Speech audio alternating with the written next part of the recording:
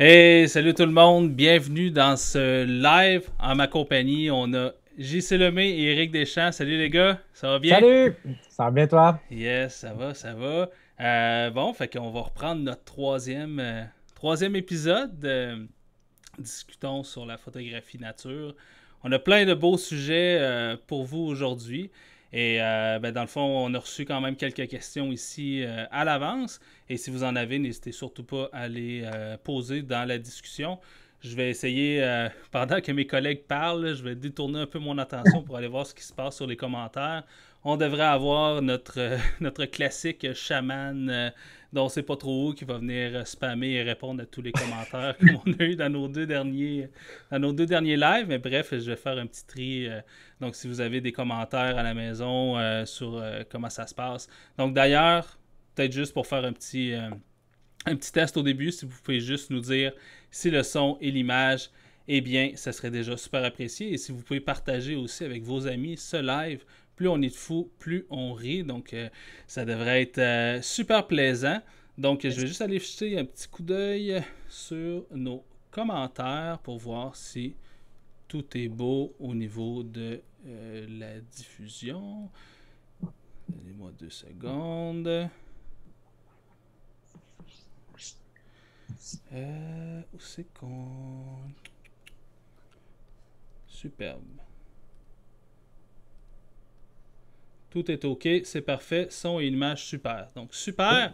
Fait que, good. Fait qu'on va commencer. D'abord, ça va les gars? De Yes, votre ça va bien. côté? La photo, Super. ça roule bien? Je voudrais Mais peut-être, hein? pendant que c'était pas super prévu, mais je voudrais peut-être mentionner que notre cher ami Éric Deschamps vient de faire le saut vers la photographie à temps plein. Donc, félicitations Éric, Yes. c'est vraiment Hey, un merci. super de gros move. Je te souhaite tout le bon que la photographie peut apporter. Et moins le mal, là, ce qui est moins hot, là, mais Merci. ouais. Merci beaucoup. Ah non, C'est vraiment c'est gentil. c'est vraiment c'est vraiment de quoi de super cool. Fait que dans le fond, on va faire un peu comme on avait fait dans notre en fait dans nos deux précédents lives. On va vous présenter dans le fond nos photographies coup de cœur qu'on a pris depuis. Dans le fond, là, le dernier live était il y a 2 mois, pile poil. Là. On avait fait ça le 23 juillet. Et donc, on va vous présenter une petite photographie coup de cœur. Donc, JC, si tu veux commencer, Ouais. euh, je te laisse aller. Je vais mettre ta photo en onde. Ouais, c'est la photo de la méduse, si je ne me trompe pas, là, parmi celles Yes. qu'on a sélectionnées pour les diaporamas. Puis j'ai pris quand même pas mal de photos dans l'eau dans le dernier mois. C'est une belle période parce que la visibilité est bonne. Puis j'avais une photo en tête spécifiquement de la méduse. Je voulais faire un mi-eau, mi-air euh, au coucher du soleil, comme j'avais fait avec une étoile de mer il n'y a pas tellement longtemps. Puis, mais le problème, c'est que les étoiles de mer sont plus stagnantes. Il y en a presque partout, sont faciles à trouver, mais les méduses, la manière que je fonctionne, c'est que je pars de la maison avec ma planche à pagaie, je mets tout mon stock photo dessus. Là, je me promène, puis j'essaie de couvrir le plus de terrain possible pour éventuellement tomber sur une méduse. Puis là, quand tu la trouves, ben, tu attends jusqu'au coucher du soleil pour finalement réaliser la photo que tu veux faire. Puis j'étais avec ma copine à ce moment-là, puis c'est elle qui l'a vu, on en a trouvé. Fait que j'ai fait à peu près 250 photos en genre une demi-heure. Puis après, on s'est dit, OK, je commence à avoir froid. On va relaxer un peu ces planches à pagaie. On va garder un œil sans méduse. On l'a perdu. Fait que j'ai pas pu prendre de photos que je voulais faire mi-eau, mi-air parce qu'on l'a perdu juste avant le coucher de soleil, un genre de 15 minutes avant que les couleurs arrivent. Fait que finalement, c'est ma photo coup de cœur et déception en même temps parce que j'étais super content de la trouver. Mais j'ai quand même pu en profiter pour faire des photos avec une belle lumière naturelle près de la surface. Puis c'est rare qu'on ait des rayons comme ça qui transpercent aussi près. Puis les méduses, c'est le fun parce qu'elles vont remonter quand même justement à fleur d'eau là, pour nous permettre d'avoir toute la luminosité et les vraies couleurs qu'on perd normalement en profondeur. Fait que je trouvais que le jeu de lumière était intéressant puis le sujet était fascinant. Moi, j'adore les méduses. Je trouvais Nice. ça fun. Puis, mettons, pour donner une idée de grandeur, ça ressemble à quoi, justement, c'est la taille de la méduse sur ta photo? Ben, celle-là était petite, honnêtement. Mettons, la crinière, là, peut-être un peu plus gros qu'une balle de golf. Vraiment pas gros, là. Ok, ok. C'est Mais comme... cette espèce-là, si on va dans la baie de Gaspé, par exemple, la crinière, c'est genre un ballon de basketball. Là. Il y en a des vraiment, Oh, vraiment ah grosses. ouais. Les Nice. couleurs sont très différentes aussi, mais elle était relativement petite, d'où, c'est ça, le moment où on l'a perdue. Nice. Ah ouais, c'est une très belle photo. Vraiment. Euh, donc, à toi, mon cher Eric, je vais Oui, mettre ta photo en plein écran. Le huard perlé. Yes. Ouais, écoute, ça, c'est... quel timing, quand même, là. Je suis vraiment content parce que, tu sais, c'est quelque chose qu'on voit assez régulièrement, là, un huard sortir de l'eau, que ce soit proche ou loin, tu sais, on peut voir un peu l'eau qui perle dessus, mais tu sais, moi, ça m'est jamais arrivé de figer ce moment-là avant là. Puis c'était tellement extraordinaire, là. J'étais dans un lac en altitude, puis seul au monde, silence total, pas de vent, l'eau noire, avec, tu sais, les vieilles épinettes noires, là, toutes licheneuses, c'était extraordinaire. Puis les conditions étaient pas tant optimales à peu près 1 heure avant. Fait que j'ai juste comme relaxé dans mon kayak, puis tu sais, j'analysais tout, là. J'essayais de comprendre ses allées et ses venues. Je gossais dans le fond de l'eau avec ma pagaie pour voir où c'était profond, où c'était moins profond. Puis, tu sais, j'essayais de comprendre une certaine logique dans ses déplacements. Puis, ben, à un moment donné, je me sentais pas mal prête là, à être à la bonne place au bon moment. Puis la lumière était belle aussi. Fait que j'ai été me positionner à la bonne place au bon moment. J'étais prête. J'étais avec mon D500 puis ma 300 2.8. C'était quand même bas en lumière, fait que j'étais à 3.2 si je me souviens bien, mais comme à 1/2 millième. Là. C'était ça le but, là, c'était vraiment de figer ces gouttelettes d'eau-là à basse lumière, puis ben, ça a fonctionné. J'étais comme penché sur mon kayak, j'avais l'œil dans le viseur, il n'était pas encore sorti de l'eau, je fais juste scanner, bang, il est sorti, focus, là, j'ai eu le bon feeling, j'ai fait c'est sûr je l'ai. Je regarde dans mon viseur, là, je capotais parce que c'était sharp, c'était beau. Nice. C'était vraiment un beau moment. Ouais. Nice. Je trouve ça assez hallucinant aussi parce que t'as toutes les gouttelettes qui font vraiment des lignes. C'est assez hallucinant. Là, ça mène tout vers le bec du huard. C'est vraiment c'est assez intense. Là. Je sais pas si c'est la manière que le plumage sur la tête est fait. Là. Je sais pas. Ben, il va falloir que ça m'arrive une deuxième fois pour que je compare. C'est ça. Nice. Nice. Très belle photo. Merci. Puis, c'est bon, je vais vous présenter la mienne. Donc, c'est une belle rencontre avec un gros mâle orignal, en fait, que j'ai fait un peu plus tôt, ou en fait, au début du mois de septembre. Puis, justement, là, il venait juste de perdre ses velours, probablement, soit la veille ou 1 ou 2 journées avant. Puis, en fait, c'est ça, je suis arrivé sur le bord d'un bûcher. Bon, il faut savoir, justement, que les orignaux aiment bien la nourriture, les plantes qui vont pousser dans les bûchers parce qu'ils se nourrissent un peu des arbustes qui vont pousser là. Puis j'arrive vraiment à la noirceur, puis au loin, je voyais en fait 3 taches, une grosse puis 2 petites. Puis au début, je pensais que c'était une femelle avec ses 2 veaux. Puis, c'était quand même assez loin, peut-être à 1 kilomètre. Puis là, c'est ça, finalement, je me suis approché. Puis là, j'ai vu, finalement, je voyais, il y avait comme un petit buton, puis je voyais juste le panache, comme au-dessus du... Là, je capotais, là, c'était un truc de ouf. Là. Puis là, après ça, les femelles m'ont vu, là, étaient un peu plus craintives, mais lui, vraiment, là, dans le fond, juste après cette scène-là, en fait, là, il a marché, puis là, il a fallu que je me recule, je me suis placé en arrière d'un arbre, puis il a vraiment passé à peut-être 2-3 mètres de moi. C'était un truc de fou. Puis en plus, c'est ça, il y avait de la brume, t'avais pas de nuages du tout dans le ciel, fait que t'avais la lumière de fou. Wow. Puis c'était un truc, tu sais, dans le fond, je testais un nouvel objectif cette journée-là, puis j'ai vraiment raté cette shot-là parce que j'avais calibré mon objectif la veille. Je venais juste de le recevoir, je l'avais reçu la veille, puis je l'ai calibré avec, dans le fond, j'ai 2 boîtiers qui sont pareils, puis je l'ai calibré sur un, mais pas sur l'autre, puis finalement, je suis parti avec l'autre.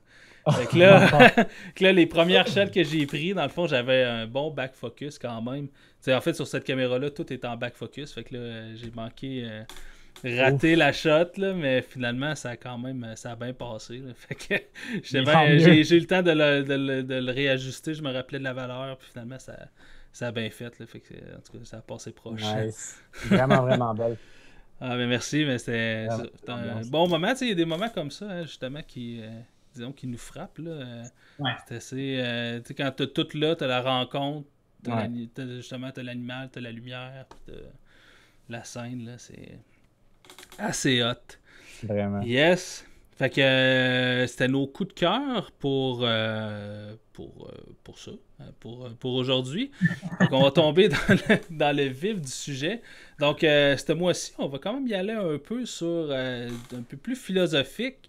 On pourrait dire ça comme ça, mais en fait, on a quand même parlé beaucoup de points techniques, un peu d'équipement, ce qu'on utilisait, nos avis sur quelques matériels qui étaient sortis. Et là, on va passer vraiment plus à, justement, un peu plus de notre vision par rapport à la photographie nature. Et donc, d'ailleurs, notre premier sujet, c'est pas vraiment une question, là, mais c'est notre manière de voir la photographie nature, autant la photographie animalière ou de paysage, là, tout dépendant de ce qu'on fait. Et je serais bien curieux d'ailleurs. C'est drôle parce que c'est intéressant même pour nous qui animons aussi ce live-là, de savoir, parce que c'est pas tant des trucs quand même qu'on jase entre nous autres là, quand on se voit. Là. Bref, j'ai bien hâte de vous entendre là-dessus. Peut-être, Eric, si tu veux commencer avec ta manière de voir la photo nature, peut-être ce que ça représente pour toi et tout ça. Là. Ben, en premier lieu, il faut pas négliger le fait que la nature, c'est un sujet très, très chaud, là, présentement en 2020, bientôt 2021. Puis je pense qu'on est des utilisateurs de la nature, des montagnes et compagnie, qui ont un rôle plus important que les utilisateurs normaux, standards, je dirais. Là. Non seulement on utilise la nature, on l'observe, on la comprend, on la documente, on l'écrit, on la photographie, mais en plus de ça, on partage. Puis on inspire des gens avec ce qu'on fait. Puis je pense que c'est important dans notre philosophie de ne pas oublier ça. C'est pas juste la photo pour la photo, mais c'est tout le côté éthique qui vient avec ça. Ouais. Pour moi, la nature, au-delà de la photographie, moi, quand je rentre en montagne, c'est comme si je rentrais dans un lieu de culte. Là. C'est en silence, c'est en catimini, c'est de faire attention sur quoi on marche, c'est de faire attention à son ton, c'est de faire attention à la flore.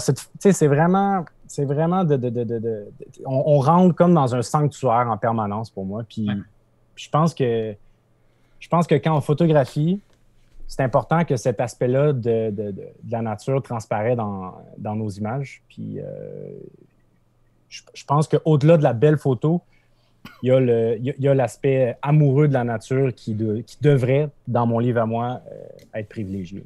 Oui, effectivement. C'est drôle quand tu dis ça, mais j'ai regardé. J'aime beaucoup. Il y a un documentaire avec Vincent Munier là, qui avait passé à...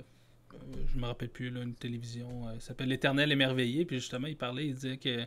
Je sais pas si c'est de lui ou c'est emprunté à quelqu'un, mais on photographie pas ce que l'on voit, mais ce que l'on ressent. T'sais, quand tu as parlé un peu de ça, du feeling et tout ça, là, je pense que justement, c'est justement peut-être ce qui fait la différence entre une photographie justement qui est belle puis qui est pas trop belle. C'est surtout justement le feeling qu'on sent à travers la photo. Oui, absolument.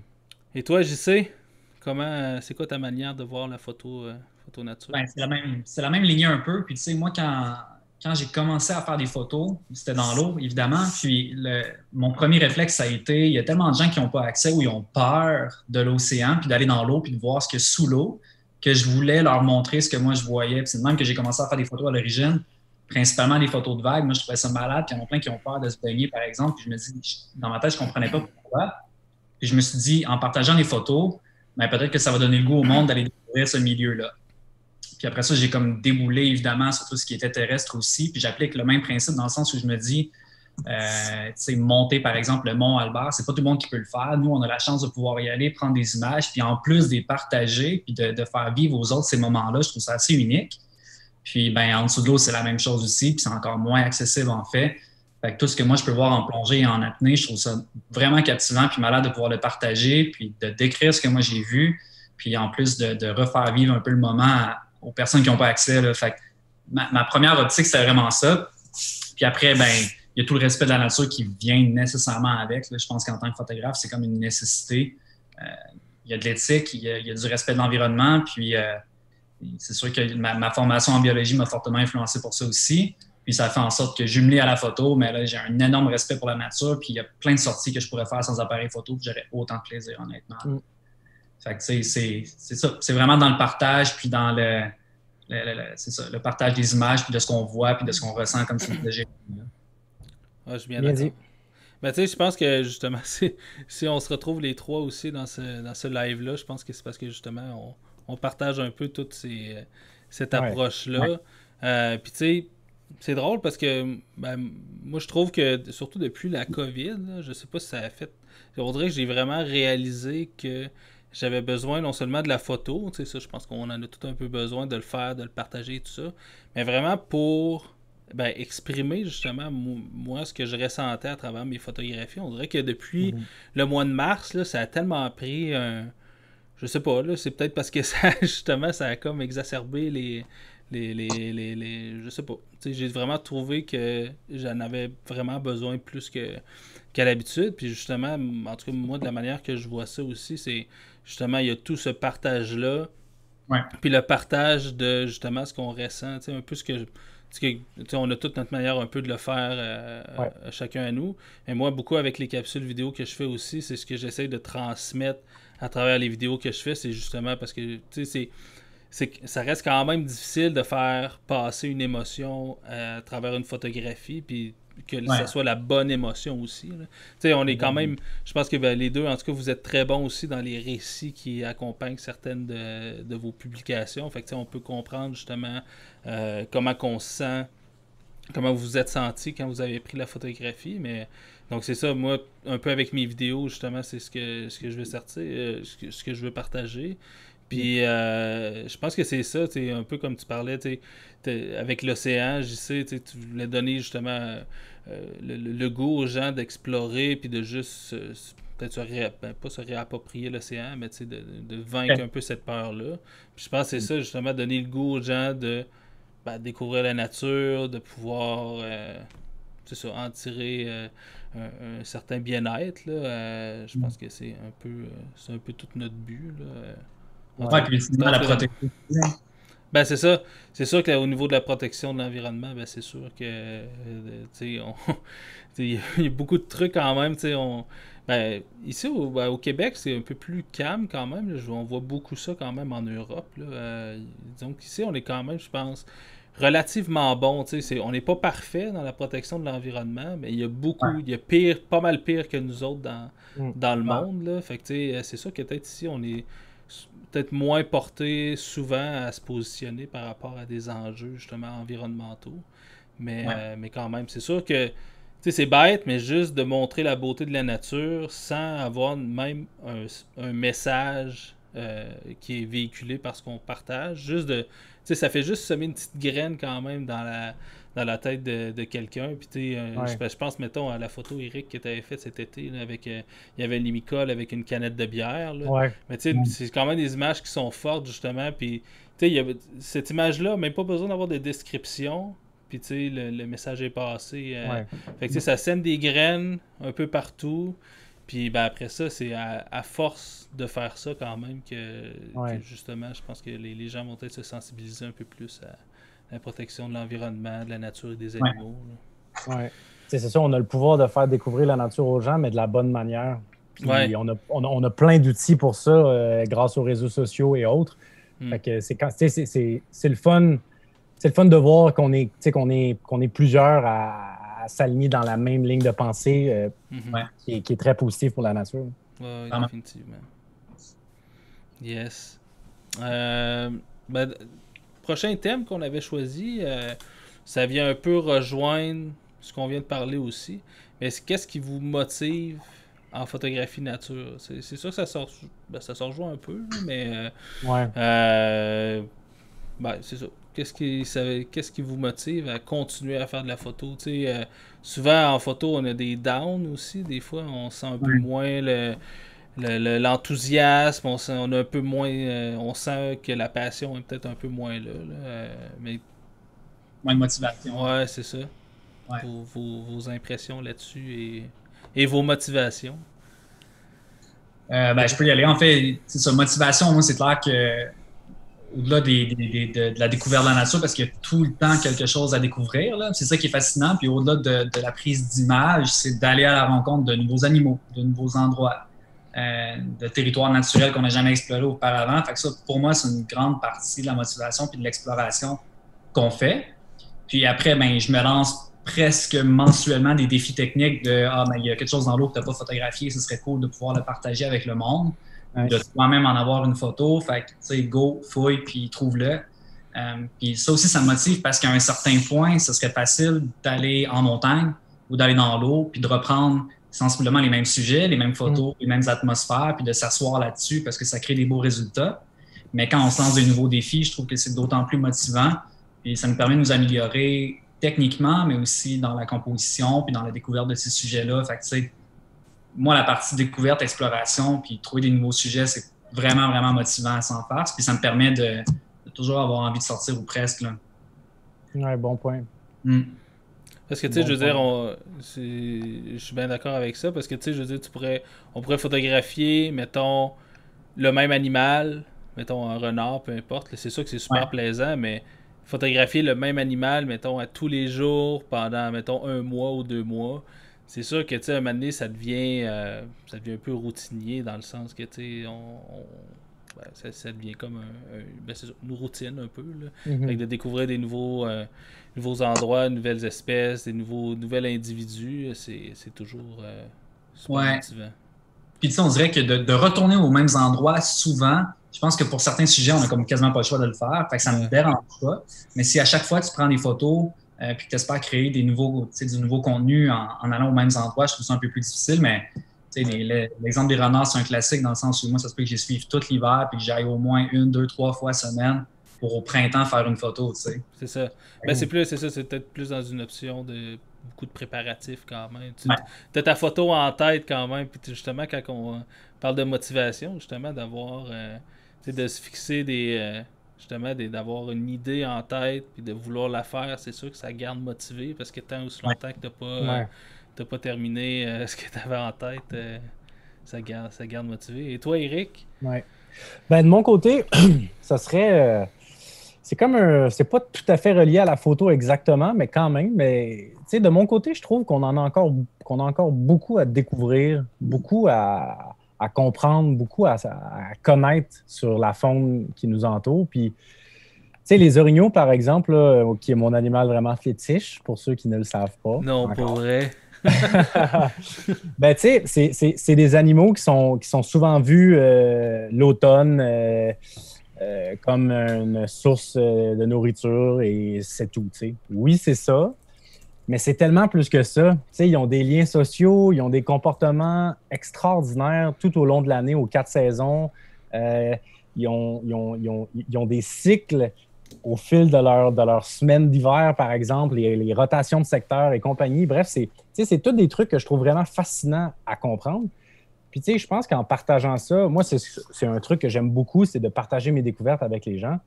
Ben, tu sais, je me dis, plus on parle de ces animaux-là, plus on fait découvrir ces animaux-là aux gens, ben, plus ils vont se faire aimer, puis plus on aime, ben, plus on protège, puis plus on protège, ben, plus notre mission est accomplie, tu sais. Moi, c'est dans cette optique-là que j'aime beaucoup découvrir. Tu sais, je peux passer, là, dans 3 jours, je peux passer 33 heures avec le même individu, le même orignal, mais je vais vraiment apprendre un tapon d'affaires que j'aurais pas pu comprendre avant. Moi, ça me motive énormément. Parce qu'à chaque...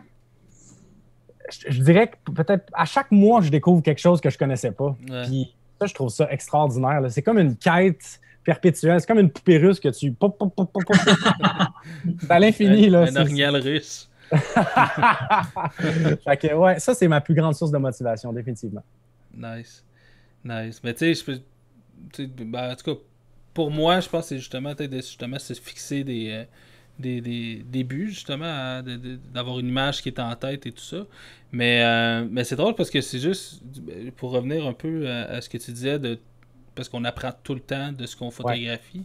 Tu sais, moi, j'ai vu, en tout cas, cette année, entre autres, là, beaucoup de comportements que soit j'avais déjà lu vaguement un endroit sur le web ou même jamais entendu parler. Et ben, après ça, c'est le fun quand tu le vois sur le terrain parce que justement les autres fois d'après, ça permet de mieux appréhender un peu puis de mieux connaître justement l'espèce que tu photographies. Mais tu sais, moi, je fais ça de plus en plus, là, c'est vraiment pas évident. Mais je fais de plus en plus des sorties sans caméra, là, Ou, tu sais, en fait, non. Je me garde tout le temps là, une caméra avec un 100-400 caché dans un sac. Là. Parce que là, je me dis tout le temps, c'est drôle, on parlait un peu du lynx là, avant d'entrer en onde, là, puis je me dis, tu sais, là, si jamais je croise de quoi de fou, ben là, je veux quand même avoir une caméra proche. Ouais. Mais quand même, tu sais, je sortirai pas avec le gros stock, puis je m'en vais juste faire de la rando, juste me promener. Ou, tu sais, l'hiver, au printemps passé, j'ai fait des sorties même la nuit, juste pour aller écouter les chouettes. Bon, il n'y en avait pas cette fois-là, là, mais tu sais, juste écouter les bruits de la nature, juste... Puis tu sais, je pense que, tu sais, moi, j'ai eu le parcours que c'est la photo... Ben, tu sais, j'ai toujours aimé la nature, mais c'est la photo qui m'a amené vraiment vers, dans le fond, la photo nature. Puis, tu sais, avant, j'ai surtout commencé avec la photo événementielle. Puis après ça, je suis arrivé vraiment à 100% dans la photo nature. Puis bon, avec la nature en général, avec les animaux. Mais, tu sais, je pense que c'est sain. Je pense que c'est peut-être plus sain d'avoir l'inverse, de vivre beaucoup avec la nature, puis ensuite d'aller vers la photographie, justement. On parlait beaucoup de respect des animaux, puis tout ça. Puis quand tu as en tête, tu n'as pas la photographie ultime en tête, mais que tu as la rencontre, ou tu as l'expérience, ou tu as le moment, ben, je pense que ça teinte beaucoup. Tu sais, quand la photo, ça passe en secondaire, je pense que ça teinte beaucoup, justement, au niveau de l'approche, puis au niveau de la philosophie qui entoure la photographie. Puis, tu sais, moi, j'essaie de me retendre un petit peu plus vers là, parce que j'ai pas eu ce parcours-là dès le début. Et je pense que c'est quand même, c'est difficile au début, là, mais c'est quand même très ressourçant quand même, là, de juste... Parce que, on finit quand même par se mettre une certaine pression, là, tu sais, quand on sort faire de la photo, on veut... Ben, reste qu'on veut vivre un moment, mais on veut faire des photos pareilles. Là. Fait que quand on a toujours cette pression-là qui est cachée, même si elle n'est pas forte, elle est tout le temps là. Et ben là, à ce moment-là, des fois, ça vient miner un peu le plaisir. Là. Fait que... Ouais. Tu as tellement raison. Tu sais, ça fait partie d'un tout. Là. C'est comme une recette. Là. Puis dans mon livre à moi, de vivre ces moments-là privilégiés, riches avec la nature, sans nécessairement chercher à avoir l'œil dans le viseur tout le temps. Ouais. Et le jour où tu vas avoir ce grand-duc-là que tu as entendu de nuit, que tu vas l'avoir devant ta caméra, ben, tu sais, c'est tous des trucs qui vont jouer dans ta tête, qui vont jouer dans ton ressenti, puis tu vas être capable de sortir une image. Tu es beaucoup plus proche de ta réalité, de ton feeling, que de juste y aller vraiment en performance tout le temps, puis pas vivre le moment, finalement. Ouais. C'est drôle parce que je suis allé faire... Pas l'hiver passé, mais l'autre hiver, j'étais allé au parc des Hautes-Gorges de la Malbaie. C'était la première hiver que c'était ouvert. Puis j'étais allé faire des photos le soir. Puis il y avait comme un petit chalet là, où ils font comme un feu dans la journée. Fait que j'étais allé me réchauffer un petit peu. Puis en sortant, quand je suis ressorti, il y avait une Nictal de Tegman qui chantait. Puis tu sais, si mettons tu me demandes... Tu sais, j'ai fait vraiment des belles photos ce soir-là. Là. Mais si tu me demandes de ce que je me rappelle de cette sortie-là, ben c'est la Tegman qui chantait dans mon tank. Tu sais, c'est des moments comme ça qui sont vraiment hot. Tu sais, une Tegman chanter dans la nature, j'en avais jamais entendu. Des fois, des petites Nictales, mais tu sais, je sais pas, le Nictal de Tegman, c'est tellement un oiseau qui est... je sais pas, mystique un peu. Là. Fait que c'était vraiment... c'est un moment super fort. Fait que tu sais, c'est... Moi, en tout cas, c'est un peu plus... J'essaie de tendre un peu plus vers ces rencontres-là, plus... Puis après ça, ben, s'il y a des photos, c'est tant mieux. Là. On peut le partager, mais c'est peut-être un peu égoïste là, de sortir faire de la photo, finalement, pas faire de photos, puis juste regarder. Mais c'est ça, ça reste quand même que c'est un certain plaisir là, qu'on prend à être en nature. Là. Ben oui, c'est important de le faire aussi, là, pas toujours être en mode photo, parce que sinon, on en profite moins, clairement. Ah oui, exact.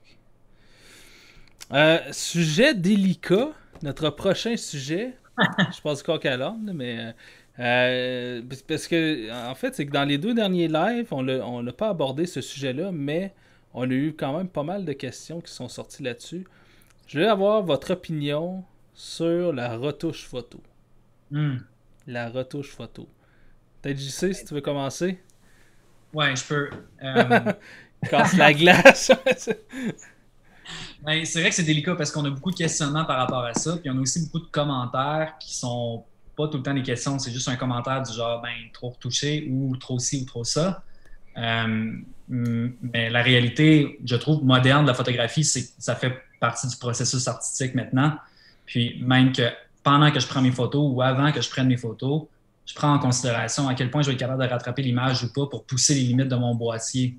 Puis maintenant, on peut le faire. Je vois pas pourquoi on pourrait pas en profiter sans forcément tricher dans le sens où tu prends une marge dans le sentier puis ton lynx sur le Photoshop puis tu le mets dans ta photo. Clairement, ça, c'est non, là, ça marche pas. Mais si on est capable d'aller rattraper des ombres pour donner encore plus de détails à nos photos ou abaisser les hautes lumières pour que les couleurs du ciel apparaissent, bien, c'est des outils auxquels on a accès maintenant. Puis je pense qu'on est chanceux d'avoir accès à ça.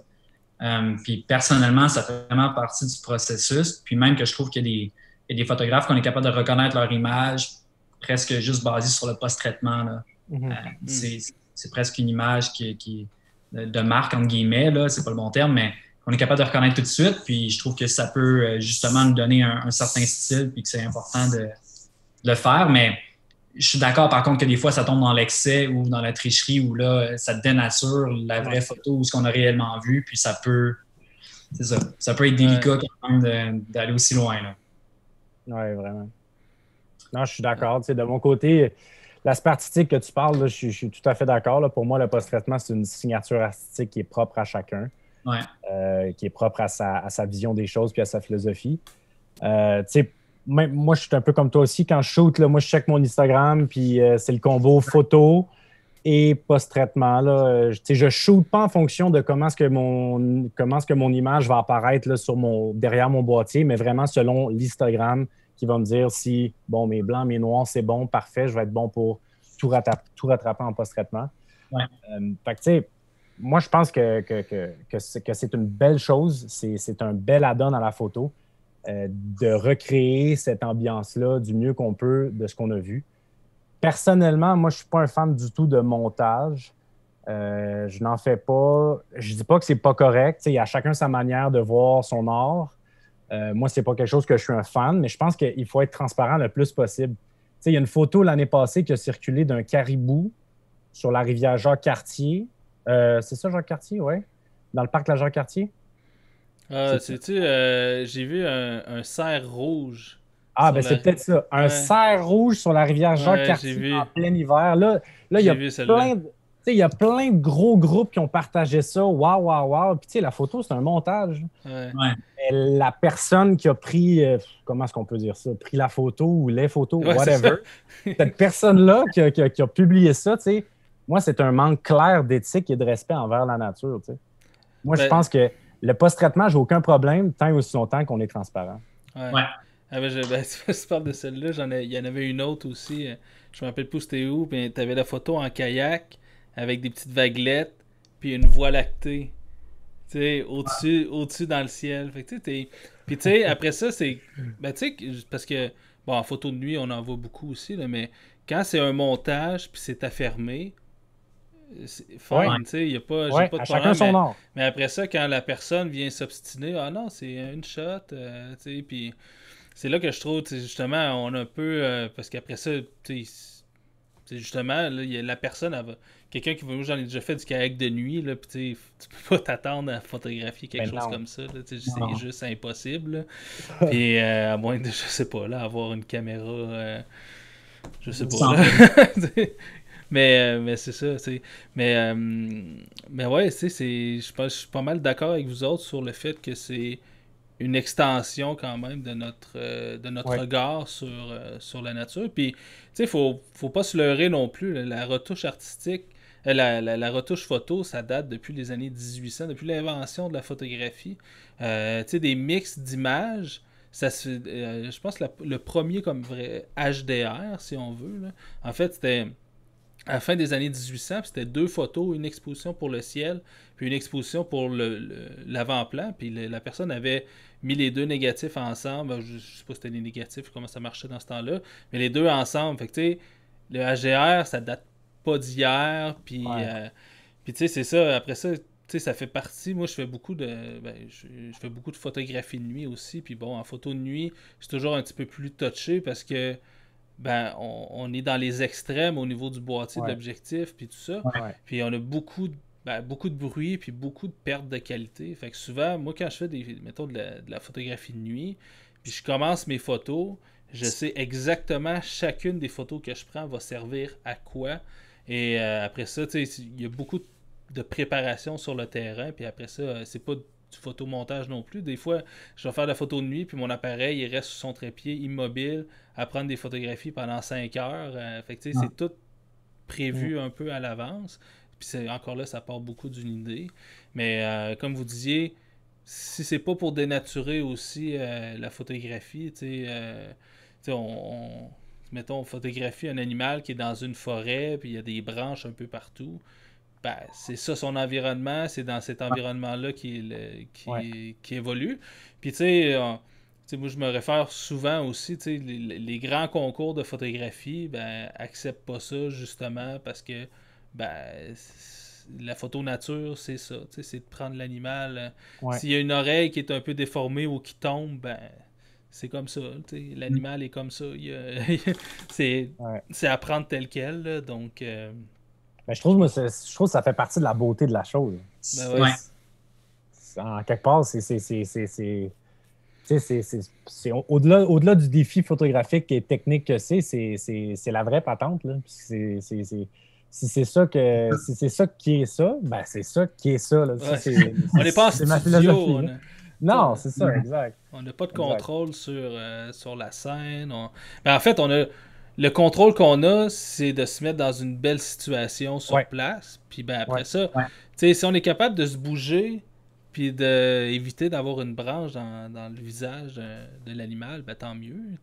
Après ça, c'est peut-être justement, peut-être qu'il y en a justement qui font peut-être pas cet effort-là, puis je vais retoucher ça par après, ou à la place, fais-le sur place, déplace-toi, arrange-toi pour que la photographie elle soit top-notch sur place et non...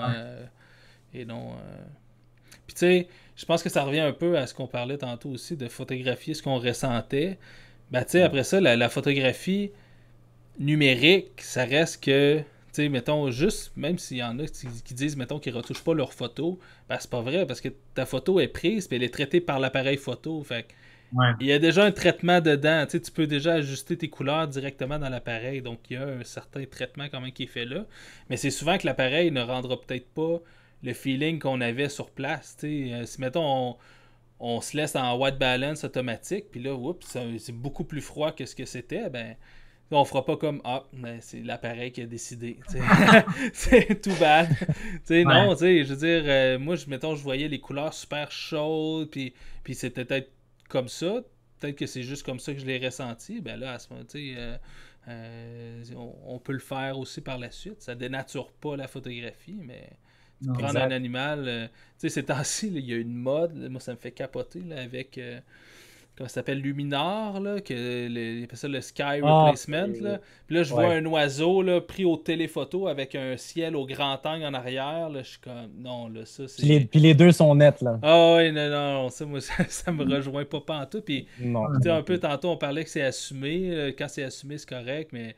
Moi, de ce que j'ai vu, c'est vraiment pas assumé. Là. C'est un peu bizarre. Là, où tu as un soleil de même, puis là, l'oiseau est éclairé de même.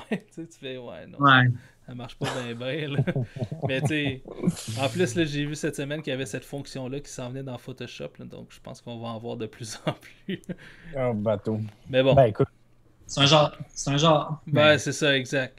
Et quand c'est affirmé, c'est ça. Moi, j'ai pas de problème avec ça, mais c'est ça. Ouais. Quand c'est ça soit clair pour les gens qui regardent, qu'est-ce qui se passe dans la photo, qu'est-ce qui se passe réellement, au moins mettre ça au clair, puis après ça, c'est correct. C'est ça. Exact. Mais c'est ça, tu sais, il y a beaucoup de commentaires des fois que je vois passer aussi, puis ça part de la personne qui émet le commentaire, il y a une certaine méconnaissance aussi. Parce que, tu sais, moi, c'est souvent arrivé qu'avec des photos de filets d'eau, ou un filet d'étoiles, ou, mettons, une photo en longue exposition d'un animal qui court, et où je me faisais dire c'est retouché, c'est pas beau, alors que c'est la technique photo qui fait en sorte que un filet d'eau justement, parce qu'avec les appareils photo quand même, on a le loisir de pouvoir même créer des choses qu'on n'est pas capable de voir à l'œil nu. Et ça, c'est quand même assez intéressant aussi. Puis ça pourrait être un sujet sur un prochain live. Mais tu sais, c'est justement, parce que avant de dire que c'est trop retouché, mais est-ce que des fois ces personnes-là savent pas? Savez-vous c'est quoi quelque chose qui est retouché? Là? Donc, c'est ça, il y a peut-être une partie justement d'éducation à faire à travers ça. Là. Mais bon, dans l'ensemble, c'est yeah, c'est super intéressant. Je pense qu'on se rejoint pas mal sur ces points-là.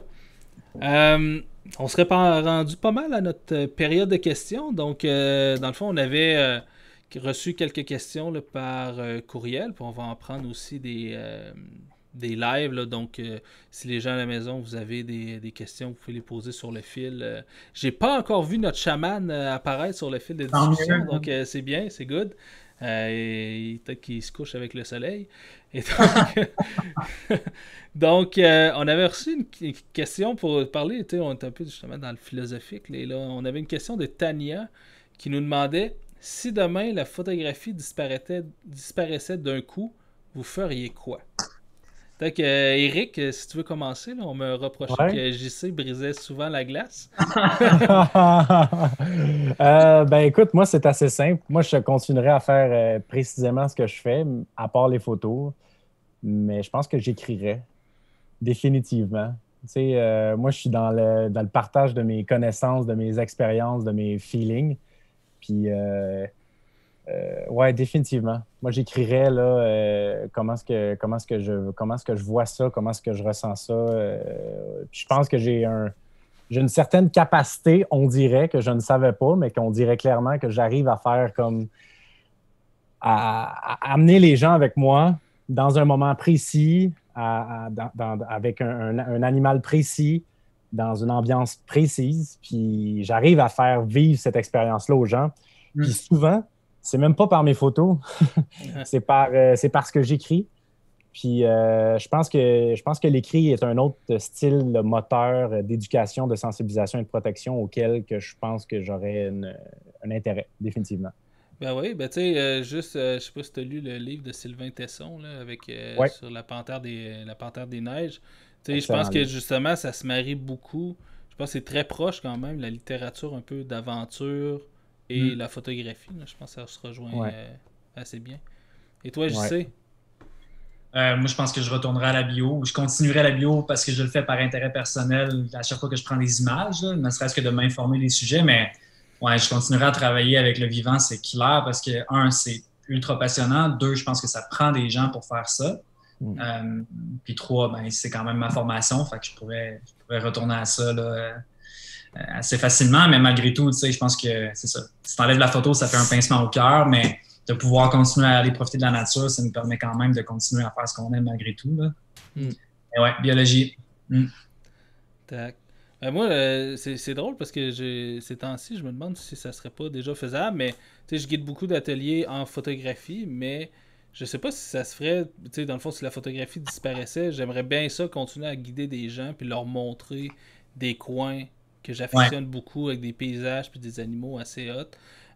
C'est beaucoup une partie quand même, j'enseigne beaucoup la technique aussi pour prendre les photographies, mais il y a le moment, des fois j'ai des clients que ça fait plusieurs fois qu'ils viennent avec moi, même faire des fois les mêmes sujets, et la technique photo, elle ne change pas d'une année à l'autre, c'est toujours la même chose, mais il y a cet engouement-là, je pense, pour l'expérience, puis je pense que j'irais peut-être justement vers là, puis après ça, c'est ça. Je pense que ça en irait peut-être de même, là, vite comme ça. Là. Yes. Ensuite, on avait de François qui nous demandait comment faire des approches pour photographier des animaux sauvages. La question qui tue. Faut-il passer plusieurs heures pour arriver à ce que les animaux acceptent notre présence? Je peux peut-être casser la glace. Dans le fond, ce qu'il faut quand même savoir ici, on est quand même assez chanceux au Québec par rapport à d'autres endroits dans le monde, parce que tantôt je parlais qu'on avait la vie facile là, relativement avec l'environnement, puis il y a quelqu'un qui a commenté justement qu'en France c'était vraiment pas ça, puis justement parce qu'en France, mettons, il y a de la pression de chasse, il y en a depuis des millénaires, je veux dire, ça fait je sais pas 1000-2000 ans que les animaux sont chassés puis sont traqués, je sais peut-être pas 2000 ans, là, mais en tout cas vraiment longtemps, tandis qu'ici on est je veux dire, on est au Québec depuis, mettons, les Européens, là, on s'entend depuis l'arrivée massive, depuis 400 ans. Avant ça, les Premières Nations, c'était pas de la chasse intensif comme nous, on le fait. Nous autres, on est arrivés puis on a tout saccagé, là, juste à regarder les caribous en Gaspésie, les caribous un peu partout. On a vraiment mis à mal. On a rasé les loups du sud du Saint-Laurent au complet. Le gouvernement payait pour qu'on extermine les loups. Donc, ici, c'est relativement nouveau quand même. Donc, mettons, aller photographier le cerf-élaphe en France, c'est une autre game que de faire de l'orignal ici. C'est le moindre petit craquement. C'est vraiment c'est super touchy. Tandis qu'ici, justement, on est capable d'avoir des proximités parce que les animaux sont pas nécessairement habitués, entre guillemets, de se faire chasser. Ici, on trappe le renard, par exemple. On chasse pas le renard au fusil, comme ça peut être fait avec des battues en Europe. Et donc, je pense que justement, on a cette chance-là d'être d'avoir des animaux qui peuvent être assez confiants. Donc, en tout cas, certaines espèces, là, c'est pas toujours la même chose. Chaque individu a ses caractéristiques et son caractère, là, un peu comme les humains. Et donc, des fois, moi, si je peux prendre, mettons, des fois, certaines familles de huards, je peux prendre peut-être 45 minutes à les approcher, mais après ça, il faut que je m'éloigne quasiment pour faire mes photographies. Donc, c'est de savoir justement peut-être à qui on a affaire, puis peut-être d'essayer de repérer l'animal justement qui est un peu plus enclin à être approché, puis de prendre son temps. Je pense que la clé, c'est de prendre son temps, puis c'est ça. Je pense que ça passe surtout par là. Ouais. Et pour vous? Vas-y, Eric. OK. Ben, dans le fond, tu sais, moi, je pense que tout d'abord, je savais pas tout ça là, à propos de l'Europe, Jay, fait que merci. C'est mieux de pas trop en savoir, là, parce que si vous voyez ce qui se faisait avec les renards là-bas... ça, j'ai suivi ça un peu, c'est catastrophique. Là, par année, c'est 500 000 renards qui sont chassés, juste en France. C'est hallucinant. En tout cas, j'en vois quand même quelques-uns là, qui commentent là, des Français. Là, bref. Ouais. Mais bon, si je peux continuer sur prendre ton temps, oui. Puis c'est encore mieux si on connaît le comportement de l'animal. Tu sais, il y a beaucoup d'heures, puis il y a beaucoup de sorties qui sont faites juste dans le but de comprendre ce qui se passe avec l'animal qu'on a devant nous. Puis je pense que plus on connaît le pattern, les déplacements, les heures, les signes, le verbal, pas le verbal, oui, le verbal et le non-verbal d'un animal, c'est tellement plus facile de les approcher. Tu sais, des fois, on peut approcher de 4 mètres en 3 secondes, comme des fois, un 4 mètres va devoir prendre 4 heures. Là, fait que ça dépend du moment, ça dépend de comment est-ce que l'animal se sent. Je pense que plus on connaît le comportement, plus les approches sont faciles. Moi, je fais toujours le parallèle avec le kayak. On ne va pas en kayak en mer si on n'a pas checké les marées, puis on n'a pas checké les vents, puis on n'a pas checké la météo. Il faut être préparé. Plus on en connaît, mieux c'est. Je pense que ça vaut aussi pour l'approche des animaux. Oui, définitivement. Je suis quand même d'accord avec tout ce que vous dites. Puis, j'ajouterais même que oui, connaître le comportement, c'est super important. Après, la patience, évidemment, c'est primordial. Puis, j'ai aussi trouvé que l'hiver, je faisais beaucoup, beaucoup plus de recherches parce que c'est plus facile pour moi de trouver les animaux. Bon parce point. qu'ils sont là. Ouais. Fait que c'est tout le travail que je fais, par exemple, avec les renards l'été puis au printemps. C'est tout fait en amont l'hiver, dans le sens où je trouve les traces, je peux trouver une tanière, je peux explorer, voir si le renard est relax ou pas. Puis je suis capable de suivre les traces, fait que ça m'aide vraiment, vraiment, vraiment beaucoup. Puis l'été, une journée qui n'a pas de pluie ou une semaine ou un mois qui n'a pas de pluie, c'est tough là, de voir des signes d'animaux. Fait que ça, c'est une chose, c'est un truc que je me donne. Puis l'autre, c'est vraiment d'être patient. Là. Moi, honnêtement, ça ne me dérange pas pour ne pas brusquer l'animal, d'attendre des heures à un endroit sans réellement savoir s'il va passer ou pas, mais de prendre une chance que d'arriver face à face puis que là, je perds la confiance, bing bang, merci, bonsoir, Fait que c'est vraiment travailler l'hiver, je le fais beaucoup, puis après ça, être patient. Tu sais, c'est aussi niaiseux que si jamais justement tu arrives, tu prends pas ton temps, tu effraies l'animal, tu n'auras pas de chance de le recroiser si tu veux revenir le lendemain ou à une heure. Si tu prends ton temps, tu fais ça correctement, peut-être que la lumière elle sera plus belle, mais tu as la possibilité de revenir puis de re-rencontrer cet animal-là. Puis même que ça va peut-être être plus facile, l'animal va, tu sais, ça a quand même, tu sais, ça a une bonne vue, ça dépend des animaux, mais ça a des bonnes vues, un bon odorat, tu sais, ils entendent les sons. Tu sais, à un moment donné, ça finit quand même que si, mettons, tu passes 2 semaines ou une semaine avec le même animal, il finit quand même par faire, bon, OK, il n'y a pas de danger avec cette chose-là qui marche sur 2 pattes. Là. Ouais. Tu sais, c'est comme, pour moi, les approches, c'est vraiment l'aspect de la qualité versus la quantité, là, ça vaut beaucoup pour les approches, là.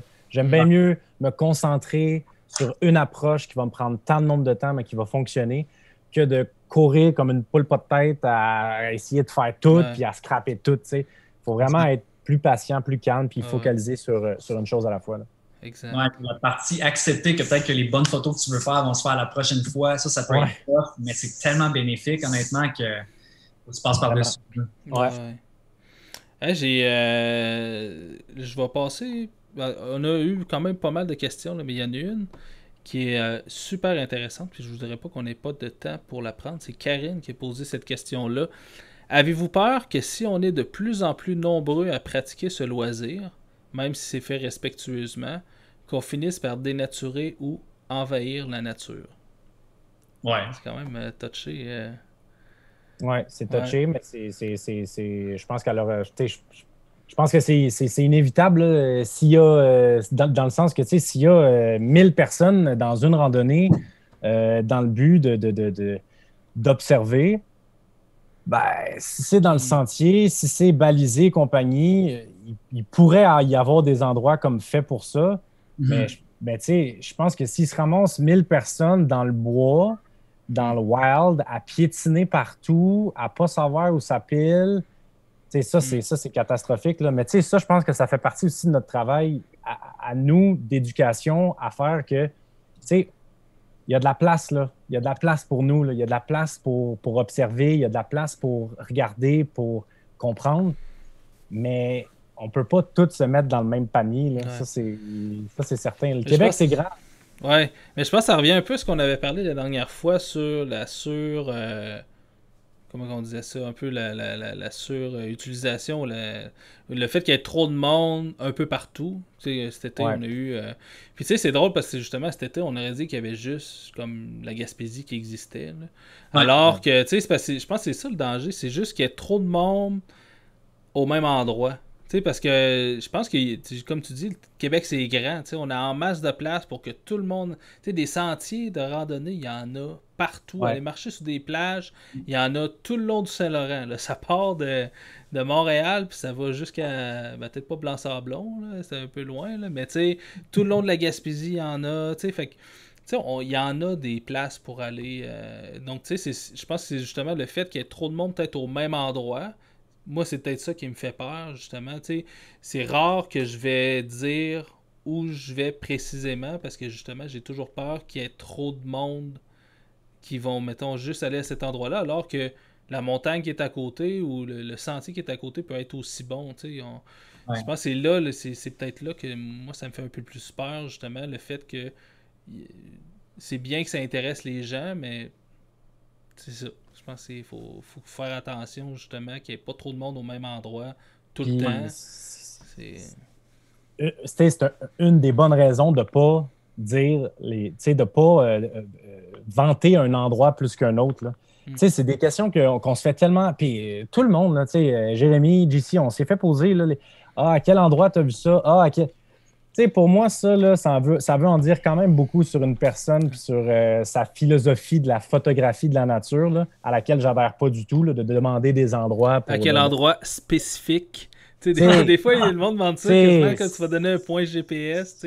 Ça marche pas. Là. Le but là, de ce qu'on fait, c'est de promouvoir la nature puis de faire tomber les gens amoureux de la nature. C'est pas de promouvoir tel mâle orignal à tel endroit précis, à telle heure précis, qui va faire 7 heures de char pour aller le voir. Là.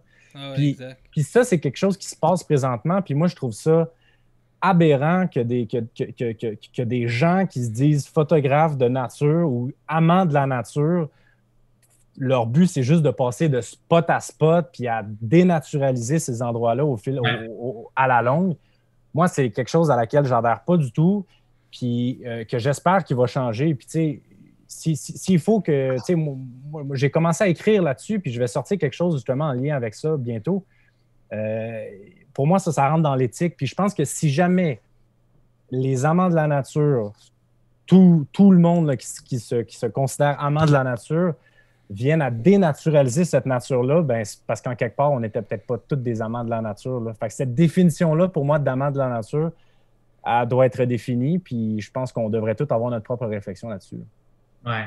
Je pense qu'il y a une grosse partie du problème qui réside dans le fait que si tout le monde avait le même respect pour la nature, tous les photographes, tous les gens qui en profitent pour aller aux endroits pour voir les animaux avaient le même comportement respectueux, on pourrait peut-être être 10, 15 au même endroit, puis ça ne changerait rien, ou presque. Mais si on est 10, 15, puis il y en a qui commencent à couper hors sentier, il y en a qui vont vers les animaux, il y en a qui parlent trop fort, il y en a qui ci, il y en a qui ça. Là, on parle de contrôle. Et, cette semaine même, on n'était pas beaucoup. On est allé à un endroit pour photographier les cerfs, justement. Puis il y a un matin, j'avais fait la même routine que j'avais faite la veille, mais il y avait 4 fois plus de personnes.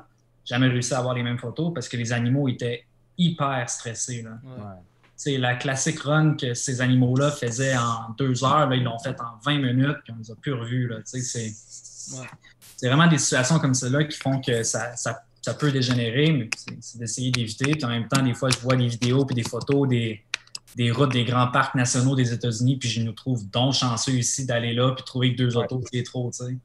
Ouais. Mais c'est ça. C'est d'essayer de garder le contrôle puis d'infliger aux gens d'avoir un certain respect pour l'environnement. Ouais. Bien d'accord. Ici, on a une question. Bonne question. C'était très bien. Merci, Karine. On a une question de Stéphanie qui nous demande est-ce que ça vous arrive d'avoir peur? Donc, j'imagine c'est dans nos aventures. Puis, elle a bien spécifié, entre parenthèses, mis à part les méchantes gélinottes, hein, Eric? Elle est bonne. Avez-vous déjà eu peur en rencontrant un animal ou dans une certaine situation en nature? Moi, c'est pas vraiment arrivé encore, mais je peux pas dire je considère qu'il n'y a pas d'animaux dangereux, mais j'en ai pas rencontré. Exemple, on s'entend que les ours noirs qu'on a au Québec versus les ours qu'ils ont dans l'Ouest, les ours bruns, pas la même game. Là. Non. On peut mettre ça au fer, mais malgré tout, que ce soit sous l'eau ou ailleurs, il y a d'autres composantes des fois qui me font plus peur, surtout en plongée, il y a d'autres composantes qui me font plus peur que la rencontre des animaux, là, clairement. Ta sécurité, là, dans le fond. Là. Non, mais c'est ça. Y a-tu peut-être des situations, je sais pas, un bateau qui passe, qui t'arrose, peu importe, qui t'a vraiment foutu la chienne? Non, peut-être plus des conditions météo. Là, tu pars au large, puis finalement, tu as regardé le vent, mais c'est pas exactement ce que tu avais regardé. Là, tu reviens, puis c'est un peu plus houleux, mais tu as comme tout ton gear avec toi, 30 livres de plomb, puis une affaire, puis c'est vraiment plus long que prévu pour revenir, ou ta plongée s'étire un peu, ou c'est plus des conditions comme celle-là que tu penses avoir prévues, mais qui finalement sont différentes, puis tu es comme OK, fuck. Mais les animaux en tant que tels, ça n'est jamais arrivé que je me suis trouvé dans une situation où je me sentais vulnérable ou même menacé au contraire. Là. Puis c'est ça. Ça aussi, je trouve que c'est d'essayer de faire comprendre aux gens que la plupart du temps, ils vont avoir beaucoup plus peur de nous que l'inverse. Ouais. Mais un accident peut arriver, c'est pas le contraire. Mais ça m'est pas arrivé encore, là, justement, que ça m'a vraiment fait peur, que je me suis senti pas en sécurité. Ben, moi, à part la gélinotte, là, au niveau animal, non. Il y a juste ce coq du KGB que j'ai rencontré à Forillon là, qui m'a foutu vraiment la chienne. Là. Mais outre ça, pour ceux qui ne savent pas qu'est-ce qui s'est passé, veux-tu nous faire un résumé? Ben là, écoute, j'en aurais pour au moins 15 minutes là, à te raconter ça, mais rapide, une histoire vite fait. Je suis en vélo, je m'en vais, j'ai 4 km à faire de vélo, il fait un peu noir, je descends une côte, puis moi j'aime bien ça aller vite en vélo, fait que je descends la côte à peine, je vire un croche, pouf! Un monsieur Gélinotte en train d'accoupler une madame Gélinotte dans le fossé, je les avais pas vus, ils partent à s'envoler. Là, je suis comme, ah shit, je break, je savais pas ce que je venais de faire envoler.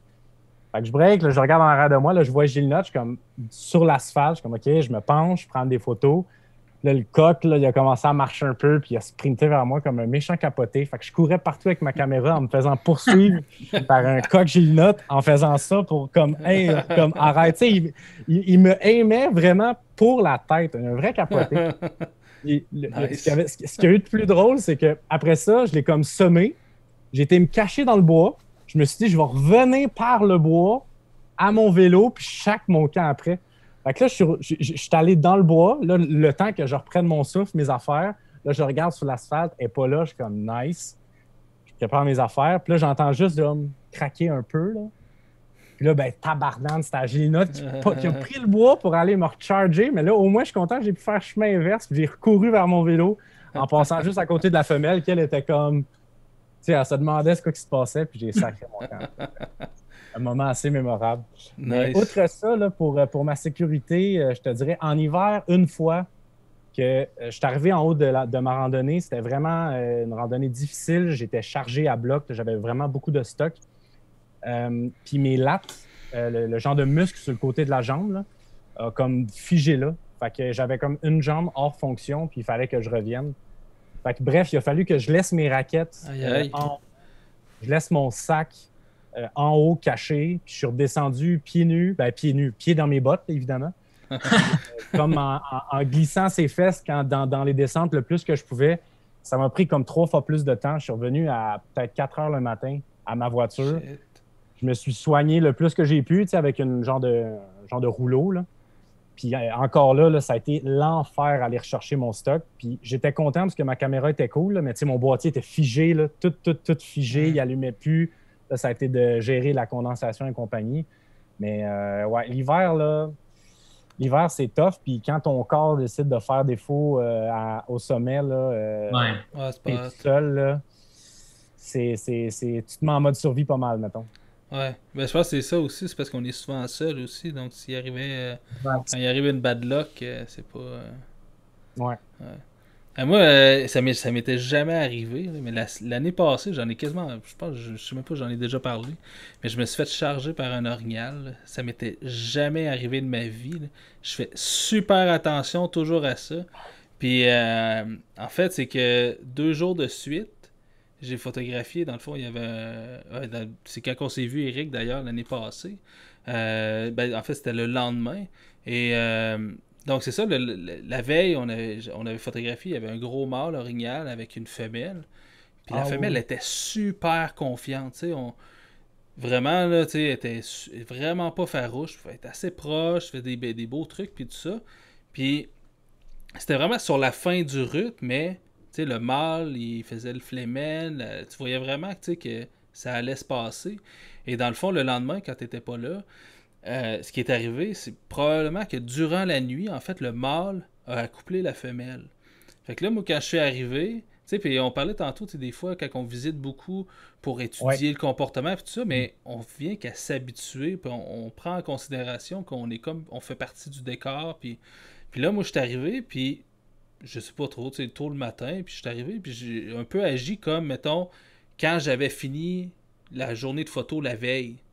Sauf qu'il s'était passé cet accouplement-là, puis là, tu voyais que la femelle, dans le fond, je le savais pas, là, avant que ça arrive, mais elle voulait pas être approchée.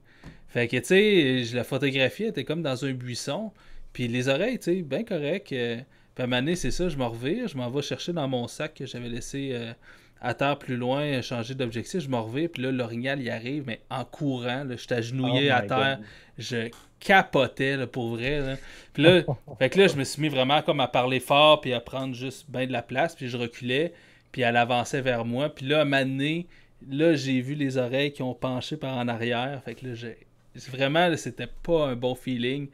Puis en tout cas, j'ai fini, c'était drôle, parce qu'il y avait comme c'était comme une aire ouverte, puis t'avais comme un genre de U en buisson. Fait que finalement j'ai contourné le U, puis j'ai sauté dans le buisson, mais vraiment là, j'ai eu ma leçon dans le sens que c'est pas parce que je la sentais menacée ou tout ça, mais c'est vraiment de chaque rencontre, faut vraiment considérer ça comme une nouvelle rencontre. Parce que justement, on sait pas qu'est-ce qui a pu se passer durant la nuit. Puis là, ben c'est ça, tu sais, dans le fond, c'est juste qu'elle devait penser probablement que j'étais comme un mâle qui voulait, tu sais, approcher tout ça. Parce qu'après ça, je l'ai vu, elle a chassé, il y avait un jeune buck qui était là, puis elle l'a chassé. Le gros mâle, il s'approchait un peu, elle le chargeait. Fait que, tu sais, c'était pas personnel contre moi, mais maintenant, je fais vraiment attention. Je fais comme si c'était la première fois, parce que, justement, là, je sais pas, tu sais, là, c'est ça qui est arrivé, mais tu sais, une autre rencontre, ça peut être justement quelqu'un qui arrive, puis qui l'effraie ou quelque chose, puis là, elle devient un peu craintive ou tout ça. Fait qu'il faut vraiment pas prendre en considération que...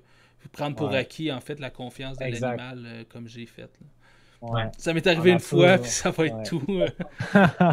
C'était bon, capoté. Ouais, non. Ouais. On a Marie-Pierre qui nous pose la question. Vous arrive-t-il d'être trop émerveillé ou surpris par un animal pour faire de belles images? Est-ce que ça vous est arrivé une rencontre où justement vous avez figé ou justement il n'y a rien qui s'est passé au niveau des photos, mais c'est resté ici? Aïe, un tapon de foi. Je sais pas pour toi, JC, mais moi, plusieurs fois, là, vraiment. Là. Je me dis que mes meilleures photos sont à venir, tu sais. Mes meilleures photos sont à venir parce que tous les moments uniques pour la première fois que je vois que je capote ma vie, là, que je capote ma vie, genre que je regarde ma montre, c'est comme 203 de rythme cardiaque, puis je vois plus clair, là. Ben, ces moments-là, c'est rare, je les prends en photo. Je sais peut-être. Il y a peut-être une photo, là, tu sais, l'orignal avec le ben, cette photo-là, tu sais, que c'était celle-là ici, que c'était vraiment, tu sais, un moment capoté, puis j'ai réussi à le prendre, mais souvent, moi, je suis juste là à capoter, je suis de même et même, je mets ma caméra à terre, je capote. Puis là, je me dis que ça va, tu sais, dans ma tête, c'est comme le temps est arrêté, c'est sur pause. Puis là, je suis comme, OK, là, je vais reprendre des photos, mais là, tu sais, c'est fini.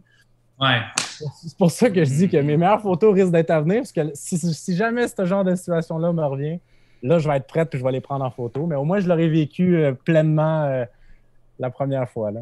C'est clair. Des fois, c'est mieux de même. Des fois, tu vois la situation se passe, puis il y a comme un délai entre tu vois ce qui se passe, puis tu es comme oh shit, peut-être qu'il y a des photos, ça pourrait être nice. Mais des fois, il est comme trop tard déjà. Fait que tu as manqué, mais tu peux en profiter malgré tout.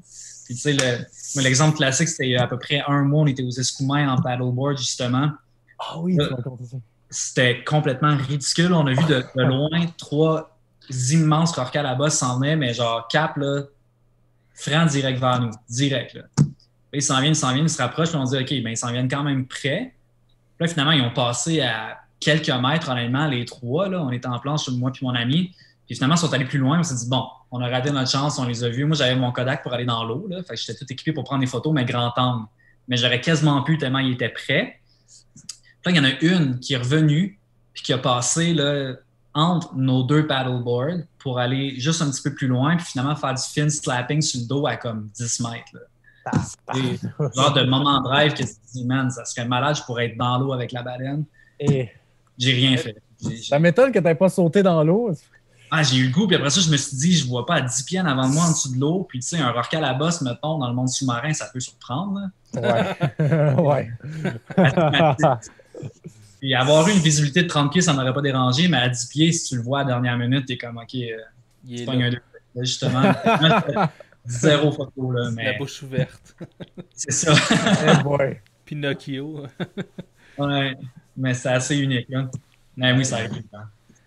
Nice. Moi, ça m'est déjà arrivé beaucoup, mais beaucoup de regretter un peu les choix techniques peut-être que j'avais fait, là, plus que de rester figé, là, parce que quand on est surpris, justement, des fois, on fait pas les meilleurs choix, tu sais, puis moi, j'aime bien les photos à ras-le-sol, puis ça m'est beaucoup arrivé parce que quand on était à ras-le-sol, puis justement que le soleil plombe, ça fait de la distorsion de chaleur, puis ça vient brouiller, on perd beaucoup de netteté à ce moment-là, puis j'ai quand même été... il y a une rencontre, entre autres, j'ai quand même été chanceux, là, parce que, disons que l'animal m'a donné beaucoup de chance, mais j'ai rencontré un lynx sur la route de la baie James, puis une rencontre de fou, là, où le lynx est passé à genre 1 mètre et demi de moi.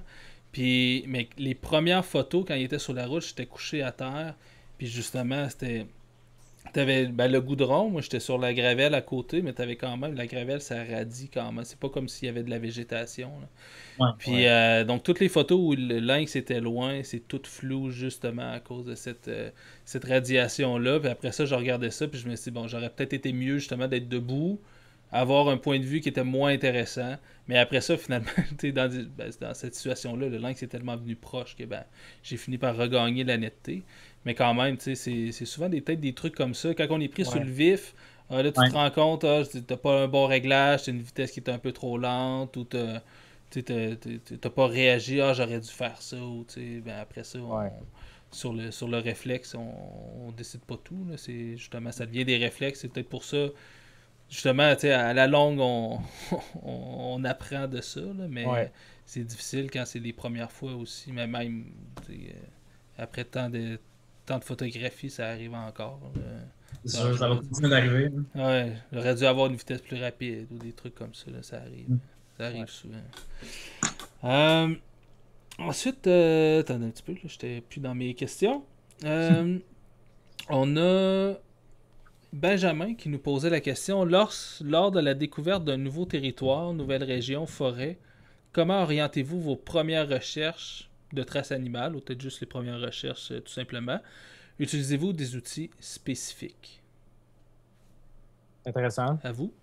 Ben, Dans le fond, c'est ça. Quand on découvre un nouveau territoire, grosso modo, Ouais. qu'est-ce qu'on fait pour dans nos premiers moments sur place?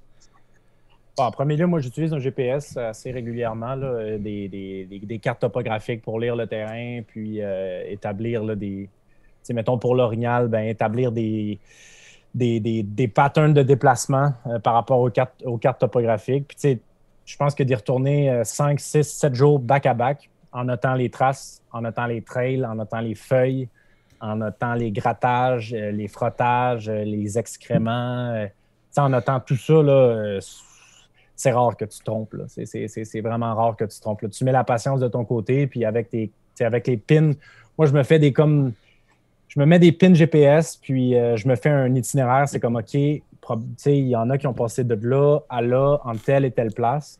Puis ce qu'il y a d'intéressant, c'est qu'après ça, par exemple, pour les orignaux, moi, j'ai des points GPS d'un orignal en particulier, là, puis à chaque année, à 3 jours d'intervalle, il est à 100 mètres carrés de distance où il était 4 ans d'affilée. T'sais. Nice. Fait que, il y a vraiment un pattern logique dans leur déplacement, puis quand on apprend à connaître ça, ça facilite beaucoup. C'est sûr aussi qu'avec l'expérience, tu es capable de définir ça c'est 1 jour, ça c'est 3 jours, ça c'est vieux, ça c'est là, c'est là. Fait que, avec l'expérience aussi, tu apprends à mieux lire le terrain. Ouais. Mais c'est d'y retourner, puis à des courtes distances pour voir la différence du terrain. Oui, puis une bonne partie aussi moi, j'essaie de premièrement reconnaître l'environnement dans lequel l'animal habite, dans le sens où tu peux aller dans une forêt qui est peut-être pas propice justement à l'orignal, ou tu peux aller dans un territoire où tu sais pertinemment que les renards, ce ne sera pas leur spot. Fait que de connaître un peu l'environnement et l'habitat de l'animal avant de se lancer dans un endroit et de dire « OK, je m'en vais à la recherche des animaux », ben, de savoir déjà si le milieu est propice ou pas à des observations, c'est bon. Puis ça, je pense qu'il y a moyen d'avoir déjà une bonne idée avant même de voir des traces ou de se lancer en forêt ou dans l'eau ou peu importe. Fait que ça aide beaucoup de faire un petit travail pré-sortie. Puis après, il n'y a rien de mieux que de partir à la découverte puis faire des excursions puis noter tout ce qu'on voit. C'est sûr qu'au début, c'est du temps, mais comme tu dis, avec les points GPS, c'est vraiment clé parce que tu peux retourner aux mêmes endroits. Puis sous l'eau, moi, je me donne des points de repère beaucoup. Si à tel endroit, je sais qu'il y a une bonne concentration d'étoiles de mer, ben, je vais essayer de me rappeler environ c'est où, je vais retourner. Puis j'élargis mon territoire comme ça, puis j'entre des spots que j'aime pour faire des photos, puis je sais sont riches. Mais c'est vraiment de mettre du temps au début, puis de noter, parce que sinon, tu sors, tu vois plein de choses, puis ça se peut que tu en oublies la moitié, fait que c'est comme tannant de perdre son temps un peu. Là. Ouais, exact. Mais ouais, un travail avant, puis après ça, un travail de découverte puis de recherche. Là. Puis tu sais, je rajouterais peut-être dans mon cas, c'est pas mal justement comme ça aussi, là, avec beaucoup de cartes où je pine des trucs, puis je pine des observations. Puis justement, quand je cherche un animal, tu sais, je me demande même si je cherche pas tant plus des traces puis des signes de la présence de l'animal plus que l'animal lui-même. Tu sais, de chercher des traces d'orignaux, des grattages, des trucs comme ça, tu sais, parce que l'orignal est tellement... mettons, facile à se confondre dans son environnement.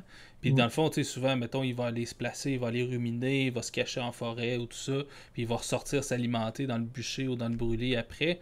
Ben, si tu le pognes pas sur le bon moment, ben, il faut que tu sois capable de reconnaître les signes de sa présence. Donc, s'il y a des arbustes qui ont été mangés, tout ça. Donc, tu sais, c'est de regarder, oui, pour trouver les animaux, mais après ça, justement, tout regarder ce qui est autour, les traces, les excréments. Les excréments, ça parle beaucoup aussi. Donc, tu sais, c'est justement... Puis encore là, ça passe un peu ça part de ce que vous parlez aussi, de bien connaître l'animal, bien connaître l'environnement dans lequel il évolue. Ouais. Tu sais, pas aller chercher... si, mettons, on cherche un enfant des neiges, puis on va aller chercher dans une forêt, ben, ça marche pas bien. Fait que, tu sais, juste déjà d'en lire, tu sais, puis il y a plein... il y a plein d'ouvrages, il y a quand même beaucoup de documentation sur le web qui faut des fois il y a des trucs qui sont pas c'est pas toujours des bons articles là, mais quand même il y a quand même une bonne panoplie de que ce soit pour n'importe quel quasiment animal là, donc c'est déjà une bonne base. Yes. On avait peut-être une dernière petite question. Là. Le temps file, déjà rendu 8h15. Donc, on a c'est bien Martin. En tout cas, je vais aller vérifier si c'est bien Martin. Ça, c'est Martin. Son nom qui nous disait est-ce qu'on peut dire que vous êtes une nature plutôt solitaire pour passer beaucoup de temps seul dans la nature? Ouais. Moi, honnêtement, je suis pour ça. Là, ça peut être tannant pour les gens qui nous entourent, mais je suis quand même vraiment bien tout seul à la base. Mettons, on enlève la photo, on enlève la nature, on enlève tout. Je suis bien seul. Puis pour faire de la photo, je trouve que même si des fois j'aime ça avoir un partner qui a à peu près la même optique que moi pour aller faire des photos, c'est jamais aussi efficace que quand on est seul, honnêtement. Ouais. Pour la relation qu'on va avoir avec l'animal qui est présent, pour la découverte des endroits, puis le silence qu'on est capable d'avoir, parce que mine de rien, à deux, tôt ou tard, on finit par jaser au moins un peu, là, puis c'est correct. Exact. Un autre dynamique, mais d'être tout seul pour faire de la photo, pas de farce, c'est vraiment... c'est dur à battre pour être efficace, entre guillemets, pour faire des bonnes observations. Puis j'ajoute aussi que là, sous l'eau, moi, en apnée, je peux être seul, en plongée, normalement, non. Fait qu'il faut trouver quelqu'un qui est capable de faire des photos, puis qui a le goût de suivre aussi, puis que ça ait un rythme moins élevé que normalement. Mais sinon, ouais, la plupart du temps, tout le temps solo. Là. Ouais. Oui, pareil, là, je suis quelqu'un de très, très, très solitaire. Là. Avant même que je commence à prendre la photo, là, j'étais d'une nature solitaire. Puis, c'est que ça prend tellement de sacrifices pour faire ce qu'on fait. Je pense que ce serait dur d'avoir un équilibre si on était des personnes avec un cercle d'amis qu'on voit tous les jours. Là, ça serait juste pas possible. Ça serait juste pas possible. Là. Fait que oui, définitivement, je pense que... Rajoute une famille là-dedans. Là, ouais. Hey boys. Non, moi, j'ai beaucoup de respect pour toi, Jérémy, là, qui mêle tout ça ensemble là, puis qui réussit. Là, je trouve ça vraiment fantastique. Là. Moi, je suis tout seul dans ma petite bulle, puis des fois, je me dis, tabarnouche, comment est-ce qu'ils font pour faire ça quand ils ont une famille, une belle famille, des enfants qu'ils aiment et tout? C'est vraiment, je te lève mon chapeau, définitivement. mais tu sais, je pense que j'y sais, comme tu disais, là, je pense que c'est très vrai, justement, là, le fait d'être à plusieurs, c'est sûr que ça a certains avantages. Tu sais, il y a des trucs que nous, on voit pas, que l'autre pourrait voir aussi. Mais comme tu dis, on finit tout le temps par jaser un peu. Puis le fait de jaser, ça nous distrait aussi. Donc, des fois, on voit moins de trucs aussi. Puis, tu sais, justement, je pense qu'il faut être quand même assez... tu sais, c'est un art qui est très introspectif aussi. Là. Tu sais, justement, on parle de photographier ce qu'on ressent. Ben, tu sais, si... quand on est seul, c'est niaiseux, mais on s'exprime beaucoup mieux quand on est seul que quand on est avec quelqu'un aussi. Là. Mais c'est drôle parce que c'est quand même paradoxal parce que on a besoin d'être seul pour créer nos images, mais on ressent quand même le besoin de les partager puis de partager ce bonheur-là avec les autres, puis un peu comme on fait là aussi, d'avoir ce contact-là quand même avec les autres. Fait que tu sais, ça se complète bien, mais c'est quand même étrange, le fait de quand même avoir ce besoin d'être tout seul là, mais aussi avoir ce besoin d'être... tu sais, quand, mettons, ça fait une semaine, t'es dans le bois, t'as pas vu personne, t'es quand même content quand tu peux jaser à un de tes chums, tu sais, ou que tu recroises, ou, tu sais, c'est quand même... c'est le fun aussi. Ben, ça prend un équilibre, tu sais, puis je pense qu'on retrouve notre équilibre là-dedans. Ben, moi, personnellement, c'est ça, là, tu sais, je retrouve vraiment mon équilibre de social, comme on dit, en partageant. Ouais. C'est... Hey, les gars, c'était super intéressant de vous parler. Vraiment. C'était vraiment super cool. On a eu des belles questions, je pense qu'on a un bel entretien. Puis je pense que c'est une bonne voie, peut-être pour si on veut en faire d'autres aussi, de peut-être justement délaisser ce côté très technique aussi de la photographie et plus aller justement vers des concepts un peu plus je dirais pas philosophique, là. Je veux dire, on partira pas, mais quand même, tu sais, au niveau de la philosophie de la photographie nature, puis sur des questions comme ça, je pense que c'est un bon petit filon. Fait que dans le fond, c'était le fun. Ouais, c'était super cool. Bon, j'ai lu un peu au travers les commentaires, là, si bon, j'ai pas vu beaucoup de questions très précises spécialisées à un ou l'autre de nous, mais quand même, on va faire un petit tour des questions qui ont été posées, des commentaires qui ont été posés durant le live quand même pour vous répondre, bien entendu. Ouais. Et ben, dans le fond, justement, allez voir nos sites web et on a tous des calendriers, des cartes, des photos à vendre. C'est toujours apprécié de se faire encourager et d'aller suivre juste nos réseaux quand même. C'est super. C'est toujours apprécié. Il y a quelques belles photos qui s'y trouvent. Quelques-unes. Et ben, merci beaucoup à tous aussi, justement, à la maison, d'avoir été si présents et si bavard aussi. J'ai vu que ça se répondait beaucoup de commentaires. Ouais. J'ai pas lu tout là, quand même parce que je voulais vous écouter aussi, les gars. Là. mais avoir ça passer, c'était vraiment super. Là. Fait que c'est ça. Fait que ça sera à remettre dans un futur pas trop éloigné. Moi, j'apprécie beaucoup ces soirées-là. Pour vrai, c'est super cool. Je pense que, en tout cas, de mon côté, j'aime beaucoup vous entendre aussi à travers ces sujets-là. C'est super intéressant. Idem. Yes. Bon, ben, merci beaucoup. Merci à tout le monde à la maison. Puis merci, Jérémy. On se voit à la prochaine. Salut. Salut tout le monde. Bye bye.